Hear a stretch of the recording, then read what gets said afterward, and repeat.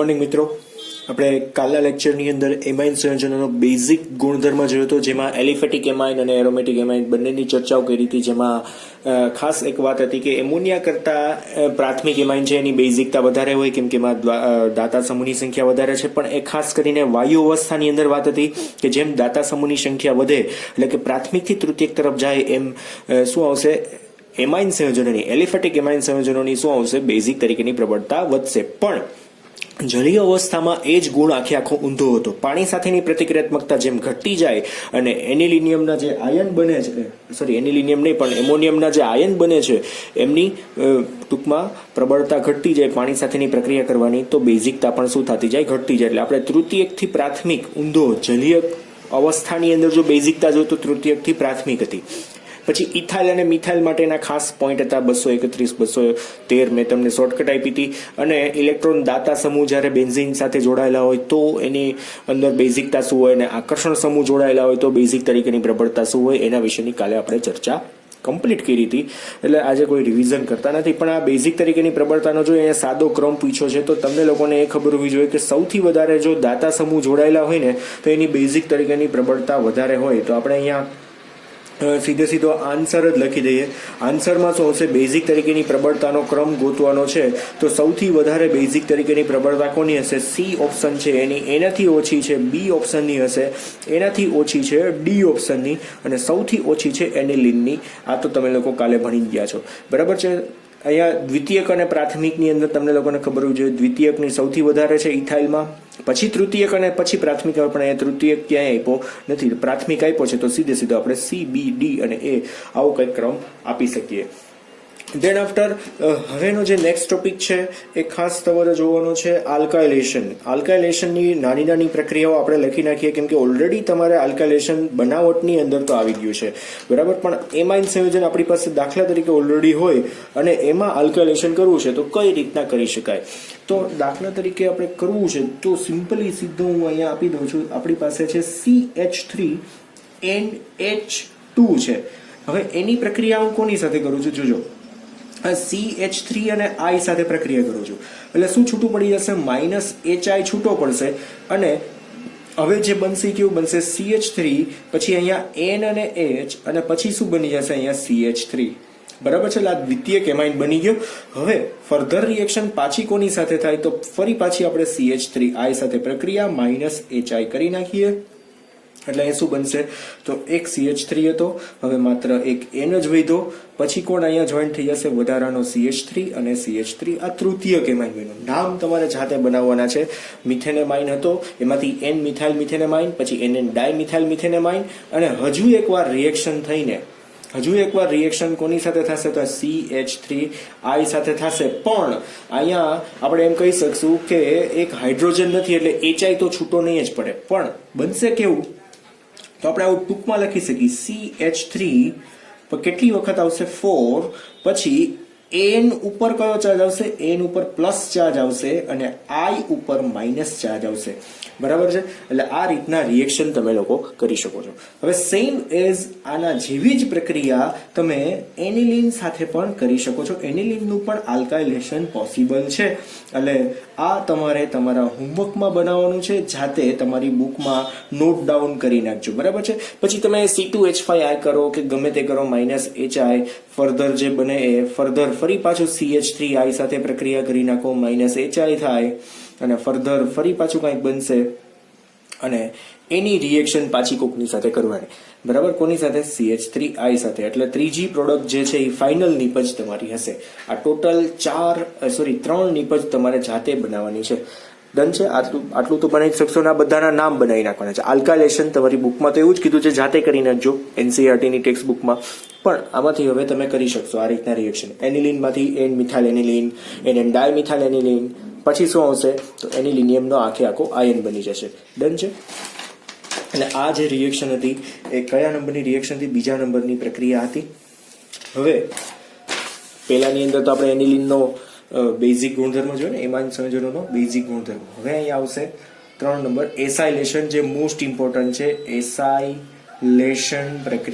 Acylation પ્રક્રિયા કોની, તો એમાઇન સંયોજનોની એસાઇલેશન પ્રક્રિયા જોવાની છે, જેમાં ખાસ કરીને આપણે મેઇન વસ્તુ યાદ રાખવાની છે, એમાઇન સંયોજનોની પ્રક્રિયા કોની સાથે થશે? તો એમાઇન સંયોજન હોય એ કેવું હોઈ શકે?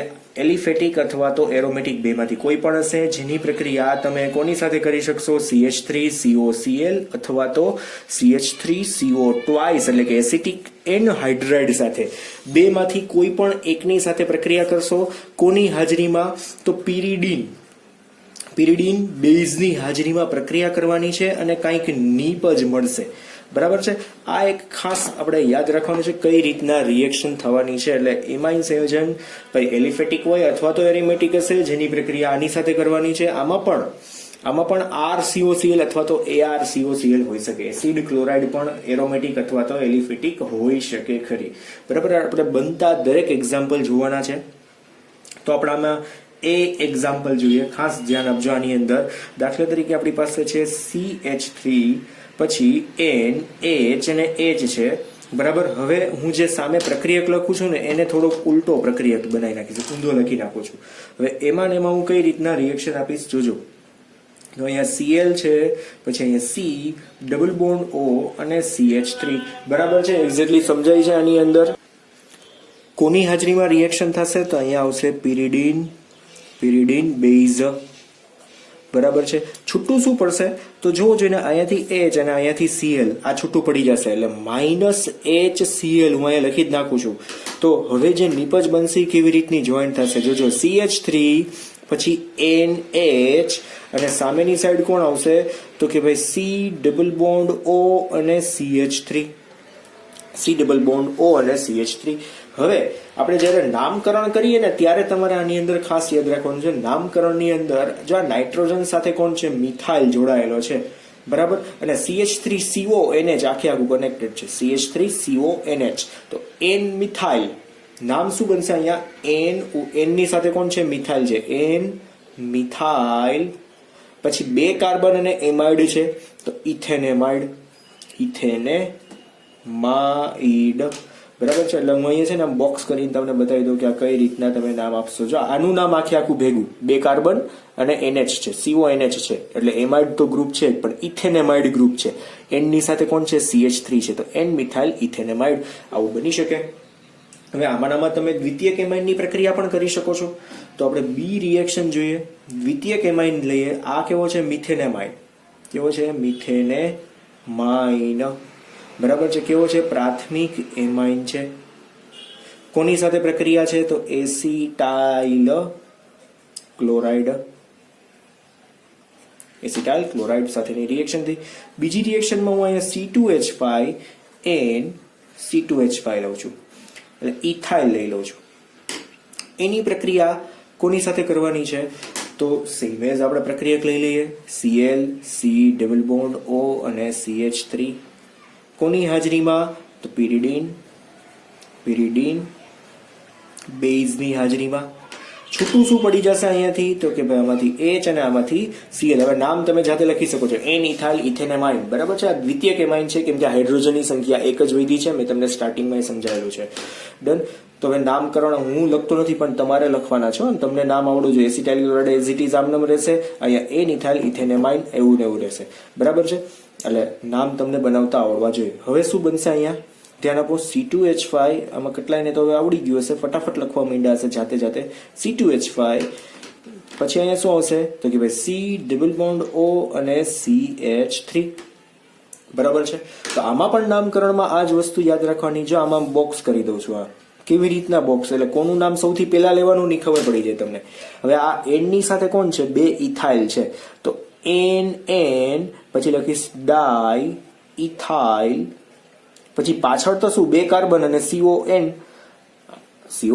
હોય કે CON હોય, નામ શું બનશે? પાછળ જે લખ્યું છે ઇથેનેમાઇડ. N ethyl ઇથેનેમાઇડ. બરાબર છે. આવડી જાય એવું છે.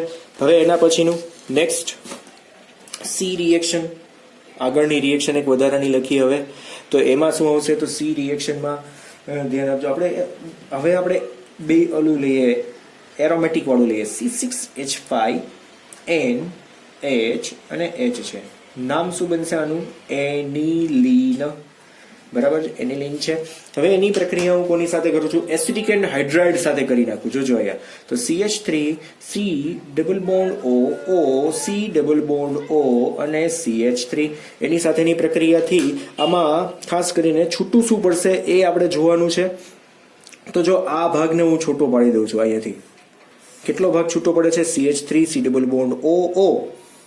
એટલે ફર્ધર જે આમાં રિએક્શન થશે એ કોની હાજરીમાં થશે? તો એ તો એઝ ઇટ ઇઝ છે જ કે કોણ? પિરિડીન બેઝ. છૂટું શું પડશે? તો minus CH3 C double bond O તો હતો જ, અહીંયાથી H આવ્યો એટલે અહીંયા શું બની જશે? H. જો એસિટિક એસિડ છૂટો પડ્યો CH3 C double bond O અને OH. બરાબર, આ એસિટિક એસિડ છૂટો પડ્યો છે. હવે તો અહીંયા વધશે શું? છેલ્લે નિપજમાં શું બનશે? તો એ લખી નાખીએ તો C6H5, પછી અહીંયા આવશે NH, ધેન આફ્ટર અહીંયા કોણ જોઈન્ટ થશે? તો આટલું તો બધું નીકળી ગયું, તો અહીંયા કોણ વધ્યું? હવે C ડબલ બોન્ડ O અને CH3. બરાબર છે, તો નામની અંદર આપણે અહીંયા બોક્સ કરી દેશું અહીંયા જ. તો નામ હવે તમને લોકોને બનાવતા આવડી જશે. તો NC6H5 ને શું કહેવાય? N ફિનાઇલ. શું આવશે? 2 કાર્બન અને એમાઇડ છે, તો એ શું બનશે? ઇથેનેમાઇડ. બરાબર છે, બહુ સિમ્પલ થઈ ગયું. અથવા તો આનું નામ છે એસિટેનિલાઇડ. બરાબર છે, એસિટેનિલાઇડ ને ખરેખરમાં કેમ લખતા હોય છે ખબર છે? આમ તમને હું એક બોક્સ કરીને લખી દઉં. એસિટેનિલાઇડ એટલે શું? તો ખરેખરમાં NHCOCH3 કોની ઉપર હોય? બેન્ઝીન ઉપર NHCOCH3 હોય તો એને શું કહેવાય? એસિટેનિલાઇડ કહી શકાય. એસિટેનિલાઇડ. ડન છે, હવે ખબર પડી ગઈ. હવે બીજી એક વાત છે, બેન્ઝોઇલેશન કરવાનું છે. આમાં જ આપણે ડી રિએક્શન, જેનું નામ જ આપી દઈએ બેન્ઝોઇલેશન.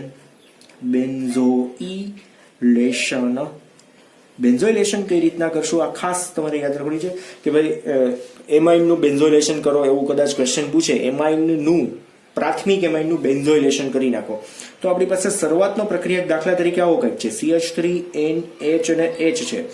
બેન્ઝોઇલેશન કરવાનું છે તો બેન્ઝોઇલ આપણે એડ કરવાનું. તો COL, પછી C ડબલ બોન્ડ O અને અહીંયા કોણ આવી જશે? બેન્ઝીન. કોણ આવશે? બેન્ઝીન. બરાબર, આને શું કહેવાય? Benzoyl chloride. એટલે હું અહીંયા નામે લખી દઉં છું. આનું નામ શું છે? મિથેનેમાઇન. આનું નામ શું આવશે? Benzoyl chloride. અહીંયા શું આવશે? આનું નામ ભૂલાઈ ગયું છે. Acetic and hydride. Acetic and hydride અથવા તો ઇથેનોઇક એન્ડ હાઇડ્રાઇડ, IUPAC નામ લખો તો. બરાબર છે. હવે આની પ્રક્રિયા જે છે એ કોની હાજરીમાં? પિરિડીન બેઝની હાજરીમાં જ કરીએ. પિરિડીન બેઝની હાજરીમાં પ્રક્રિયા. છૂટું શું પડશે આની અંદરથી? તો H અને Cl. બહુ સિમ્પલ વાત છૂટી પડવાની છે. H અને Cl. હું અહીંયા લખી નાખું -HCl. તો હવે બનશે શું? કઈ નિપજ બનશે? તો અહીંયા આપણે લખી નાખીએ CH3, પછી શું આવશે? NH. આટલું તો હતું જ. હવે કોણ જોઈન્ટ થશે એની સાથે? C ડબલ બોન્ડ O અને બેન્ઝીન. બરાબર, આ રીતનું બનશે. અને નામકરણ કેવી રીતના કરશું? તો આને હું બોક્સ કરીને આપી દઉં છું. જો નામકરણ તમને સહેલું પડે એટલા માટે બોક્સ બનાવું છું. વળી પાછા વિચારતા નહીં આ છૂટું પડે એના માટેનું બોક્સ છે ને આ નામકરણ માટેનું બોક્સ છે, એટલે આડાવડું ન થઈ જાય. આ છે N મિથાઇલ. શું બનશે અહીંયા? N methyl. બેન્ઝીન અને એમાઇડ છે તો શું બનશે? બેન્ઝેનેમાઇડ. બરાબર, N મિથાઇલ બેન્ઝેનેમાઇડ. કાં તો બેન્ઝેમાઇડ આપણે એવું લખીએ તો પણ ચાલે. બેન્ઝેનેમાઇડ કરો કાં તો બેન્ઝેમાઇડ કરો, બે ચાલશે. આપણે એમને લખીએ બેન્ઝેમાઇડ. બરાબર, તો આ ખબર પડી ગઈ. ઓલમોસ્ટ જેટલી પણ પ્રક્રિયાઓ હતી આપણે બધી જ પ્રક્રિયાઓની વાત કરી દીધી. A, B, C અને D 4 જાતની રિએક્શન. એમાં આ ખાસ કેમ કે તમને એવું પૂછી શકે એમાઇનની બેન્ઝોઇલેશન પ્રક્રિયા કરો અને પછી મૂંઝાઈ જાઓ તો લોચા થઈ જાય. બરાબર, એટલે ખાસ ધ્યાન રાખો એની અંદર. ધેન આફ્ટર આપણે નેક્સ્ટ રિએક્શનમાં આગળ વધીએ. અને પછીની પ્રક્રિયા, એટલે ચાર પ્રક્રિયાને 5 વાર લખીને પ્રિપેર કરી નાખજો કમ્પ્લીટ. હવે 4 નંબરની રિએક્શન ઇમ્પોર્ટન્ટ રિએક્શન છે. કાર્બાઇલ એમાઇન કસોટી. કાર્બાઇલ એમાઇન કસોટી આઇસોસાયનેટ કસોટીથી પણ ઓળખાય છે. એમાઇન કસોટી, કાર્બાઇલ એમાઇન કસોટી અથવા તો આપણે પ્રક્રિયા કહી નાખીએ કેમ કે એ એમાઇનની પરખ માટેની કસોટીઓ છે. આઇસોસાયનેટ બનતું હોય તો પ્રાથમિક એમાઇન છે એમ કહી શકીએ, એવું પણ આપણે વાત કરી શકીએ. અને આઇસોસાયનાઇડ પ્રક્રિયા, આઇસોસાયનાઇડ કસોટી, બેમાંથી કોઈ પણ એક આપણે ટૂંકમાં નામ આપી શકીએ. કસોટી શબ્દ એટલા માટે પ્રક્રિયા છે, અને કસોટી ગુજરાતીમાં કસોટી સાદા શબ્દોમાં કહી શકાય. બરાબર છે ને? આ બંનેને નામ ટૂંકમાં યાદ રાખવાના છે. આઇસોસાયનાઇડ નીપજ બનવાની છે પ્રાથમિક એમાઇનમાંથી. બરાબર છે? અને એ આઇસોસાયનાઇડ તરત જ ખબર પડી, એ અતિશય ખરાબ વાસ જો કે એમોનિયાની પણ ખરાબ વાસ જ છે. એમોનિયા તમારે NH3 લિક્વિડ એમોનિયા હોય ને તો તમે જાહેર શૌચાલયમાં જેવી વાસ આવતી હોય એવી લિક્વિડ એમોનિયાની વાસ આવે, એટલે તમે સમજી શકો છો કેવી. બરાબર છે? એટલે અતિશય ખરાબ વાસ હોય. અને આઇસોસાયનાઇડની એનાથી પણ ખરાબ વાસ હોય. બને એટલે ખબર પડી કે ઓલી વાસ વહી ગઈ, આ આવી ગઈ. અને એમોનિયા સૂંઘવાથી નાકે ખુલી જાય. શિયાળામાં બહુ મજા આવે, લેબોરેટરીમાં ગયા હોય તો સૂંઘી લ્યો ને એક વખત, આમ ઇન્હેલરની જરૂર ન પડે એવું પણ એક છે એની અંદર. ચાલો હવે આપણે જોઈએ રિએક્શન કઈ રીતના થાય છે. સૌથી પહેલી રિએક્શન જોઈએ કોની સાથેની પ્રક્રિયા છે, તો આપણી એલિફેટિક એમાઇન વાળી રિએક્શન કરીએ. એલિફેટિક આઇસોસાયનાઇડ બનાવશું. CH3NH2 છે એની પ્રક્રિયા, આનો પ્રક્રિયક ખાસ આપણે યાદ રાખવાનો છે. CHCl3 ક્લોરોફોર્મ નું દ્રાવણ બનાવવાનું છે આલ્કોહોલિક KOH માં. એટલે આ KOH છે ને એ કેવો હોવો જોઈએ? ઇથેનોલિક KOH હોવો જોઈએ. એટલે હું અહીંયા લખી નાખું છું ઇથેનોલિક KOH. ઇથેનોલિક નો મીનિંગ ઇથેનોલની અંદર KOH નું દ્રાવણ બનાવેલું છે, એની ક્લોરોફોર્મ સાથેની પ્રક્રિયા કરી છે, અને પછી એને ડેલ્ટા તાપમાન આપવાનું છે. એટલે બનશે શું અહીંયા? તો CH3N તો હશે જ, એની સાથે કોણ જોઈન્ટ થશે? તો આ જે કાર્બન છે ને એ ટ્રિપલ બોન્ડ થી કનેક્ટ થશે NC. બરાબર? વત્તા શું બનશે? તો વત્તા તો અહીંયા જો 3K અને 3Cl, આ ખાસ તમે જોઈ શકો છો, 3K અને 3Cl, આ 3Cl છે અને 3K છે. એટલે માઇનસ શું થઈ જશે? માઇનસ અહીંયા 3KCl વત્તા બીજું વધારાનું શું છૂટું પડશે? તો અહીંયાથી જો હાઇડ્રોજન ગયા, ક્યાંથી હાઇડ્રોજન જશે? તો આ હાઇડ્રોજન, અહીંયા કેટલા હાઇડ્રોજન છે? 3 OH છે, 2 હાઇડ્રોજન અને 3 હાઇડ્રોજન. જો આ 3 હાઇડ્રોજન થઈ ગયા ને 3 OH છે, તો 3H અને 3 OH શું બનાવી નાખશે? 3H2O. બરાબર છે? આનું નામ શું થઈ ગયું? આનું નામ બનશે મિથાઇલ આઇસોસાયનાઇડ. આઇસોસાયનાઇડ. બરાબર છે? અથવા તો ઇથેન આઇસોનાઇટ્રાઇલ એવું નામ પણ આપી શકાય. આનું નામ શું હશે અહીંયા? મિથેનેમાઇન.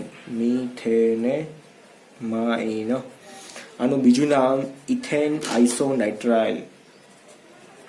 ઇથેન આઇસોનાઇટ્રાઇલ. બે નામ IUPAC તરીકે આપણે લઈ શકીએ ખરી. બરાબર છે? ઇથેન આઇસોનાઇટ્રાઇલ. હવે આમાં જ બીજી એક રિએક્શન લખી નાખીએ એરોમેટિક માટેની, કેમ કે પ્રાથમિક એમાઇન છે. જો આનો ઉપયોગ ક્યાં થાય છે ખાસ કરીને, તો પ્રાથમિક એમાઇનમાંથી દ્વિતીયક એમાઇન બનાવવું હોય ને ત્યારે ખાસ આનો ઉપયોગ થાય છે. કે કાર્બાઇલ એમાઇન કસોટીથી તમે પહેલા તો આઇસોસાયનાઇડ બનાવો, પછી આનું રિડક્શન કરીએ ને તો દ્વિતીયક એમાઇન બને છે. ખાસ દ્વિતીયક એમાઇન બનાવો છે તો આ રીતના તમે બનાવી શકો ખરી. આનું રિડક્શન કરી નાખો એટલે દ્વિતીયક એમાઇન બની શકે. અધરવાઇઝ આલ્કાઇલેશન કરો તો પણ ચાલે, એમાં પણ ખોટું નથી. આલ્કાઇલેશનથી પણ આપણે દ્વિતીયક એમાઇન બનાવ્યો છે HI ટૂંકમાં દૂર કરીને. પણ એમાં શું થાય કે દ્વિતીયક એમાઇન પ્રક્રિયા ઊભી ન રહે, કન્ટિન્યુઅસ ચાલ્યા જ રાખે. આપણે હમણાં જ રિએક્શન જે જોઈ તો આ પ્રક્રિયા જે જોઈ, આમાં શું થાય કે CH3 ઉમેરો ને એટલે તમને જોતો ભલે આ જ હોય, પણ એ પ્રક્રિયાની અંદર સાંદ્રતાની વધારે હોવાને લીધે પ્રક્રિયા શું થાય? છેલ્લે સુધી પૂરી થઈ જાય ત્યારે જ પ્રક્રિયા ઊભી રહે, વચ્ચે ક્યાંય ઊભી રહેતી નથી. આમ જોઈએ તો આ મધ્યસ્થી નિપજ જેવું કામ કરે છે. બરાબર? પ્રક્રિયા ક્યારે પૂરી થશે? છેલ્લે પૂરી થાય. અને જો સ્પેશિયલી આપણે ખાલી દ્વિતીયક જ જોતો છે તો કાર્બાઇલ એમાઇન કસોટીથી જ તમારે આઇસોસાયનાઇડ બનાવવાનો, પછી એનું રિડક્શન કરવાનું, એટલે આપણને શું મળી જાય?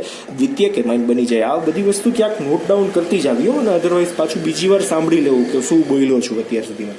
ચાલો ત્યાર પછી અહીં શું હશે? હવે આપણે એરોમેટિક વાળી જોઈએ તો એરોમેટિક અહીંયા NH2 છે, જેની પ્રક્રિયા સેમ એઝ આપણે કોની સાથે કરવાના છીએ? તો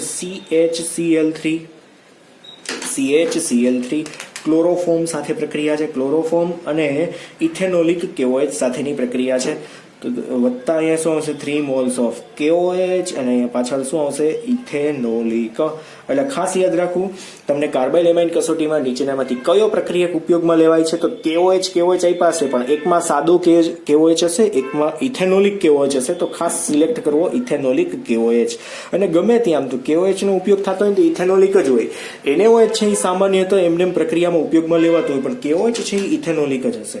બરાબર છે. આ ખાસ યાદ રાખવું. એની અંદર જ એનું દ્રાવણ બનાવેલું હોય છે એનિલિન. હવે પ્રક્રિયાની અંદર શું બનશે તો અહીંયા N અને બેન્ઝીન તો છે કેમ કે 2 હાઇડ્રોજન ત્યાંથી છૂટા પડી જવાના છે.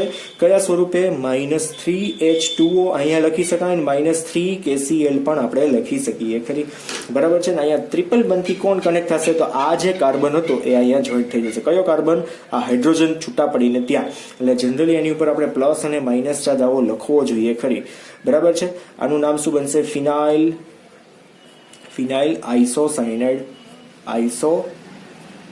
સાયનાઇડ. બરાબર. આ રીતની નીપજ આપણી બની શકે.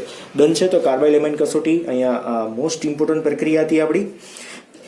તમે લોકો સમજી ગયા છો આઈ હોપ. આને એટલે આ 2 પ્રક્રિયા મોસ્ટ ઇમ્પોર્ટન્ટ છે. હું અહીંયા લખી દઉં છું. IMP રિએક્શન છે MCQ માટે અને 2 માર્ક્સ માટે. MCQ અને 2 માર્ક્સની અંદર આ પ્રક્રિયા પૂછાય છે. બરાબર છે. ખાસ ધ્યાન આપજો. હવે આના પછીની છે નાઇટ્રસ એસિડ સાથેની પ્રક્રિયા જે આપણે ઓલરેડી હેલો આલ્કેન હેલો એરિનમાં ભણી ગયા છીએ પણ એ પ્રક્રિયા એ ચેપ્ટરમાંથી નીકળી ગઈ તો આમાં પાછી આવી છે. બરાબર છે. 5મી પ્રક્રિયા જોઈ લઈએ અને આ છેલ્લી પ્રક્રિયા નાઇટ્રસ એસિડ સાથેની પ્રક્રિયા